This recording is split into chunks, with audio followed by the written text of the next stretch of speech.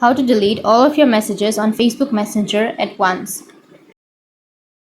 So if you want to delete all of the chats on Facebook Messenger at once, then what you need to do is first open up your Messenger application and go with the upper left, which has that 3-bar icon. Once you're here, now you just need to simply go with the settings, which is on the upper right.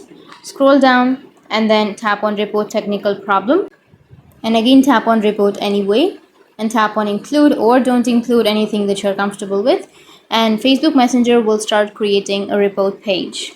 And once you're here, now you need to briefly explain what happened. So you need to write, hello Facebook Messenger team, I want to delete all of my conversations including all of my messages, so help me to delete all of them at once. And once you enter that, you need to go with the send option, which is on the upper right. Once you've sent, then you might receive an email from the Facebook Messenger and you will get fixes to your problem. So that's how you can delete all of your messages on your Facebook Messenger at once. And if you have any questions, feel free to comment below. Thanks for watching.